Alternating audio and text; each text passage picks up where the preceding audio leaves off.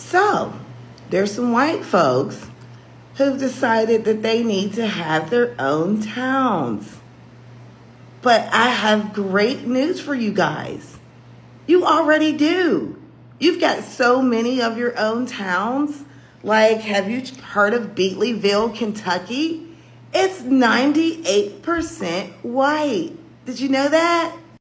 Sure, the median income there is somewhere between $12,000 and $15,000 per year, and the poverty rate is well over 40% for most people. There's no schools, no hospitals, and most people are opioid addicted. So if you don't like that place, I can understand. But let me tell you, there's a few more. There's quite a few more. You could also go to Scotts Bluff, Nebraska. This place is 90% white, okay? Now, you won't find too many young people there because they do have a serious problem with youth flight. Like, the kids don't hang around. They get out. So, yeah, you probably won't find too many young people for folks to marry or procreate with. But the median income there is a little higher. It's about $20,000 per year. But hey, sadly, they don't have any schools or hospitals there either. The dropout rate is somewhere in like the 70 percentile. But hey, don't worry about it. Don't worry about it. Like I said, it's 90% white. But if 90%, still leaves that pesky 10% of those other people, hanging around for you, I've got one more place. And like I said, there's tons of places like this all throughout America. Just look it up. I'm going to give you some documentaries and books in the end, but check out Owsley County in Kentucky. It is 98% white.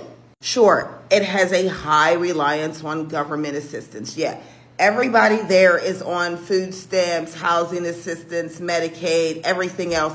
Kind of wonder what's going to happen to them after this big, beautiful bill starts to kick in. But hey, don't worry about it, because for you, what matters is whiteness, right? You just want to be around other white people. So go ahead and go to this Owsley County in Kentucky that is 98% white. Yeah, they have no schools, no hospitals. The population, beside relying on the government for everything, is really addicted to opioids. And like in most of these places, the life expectancy is far less than the national average. People usually unalive somewhere around the age of 65 due to just lack of decent food and health care. But hey, all that matters to you is that you get to be around other white people, right? It's not about class or anything. It's about you just want to be around your own.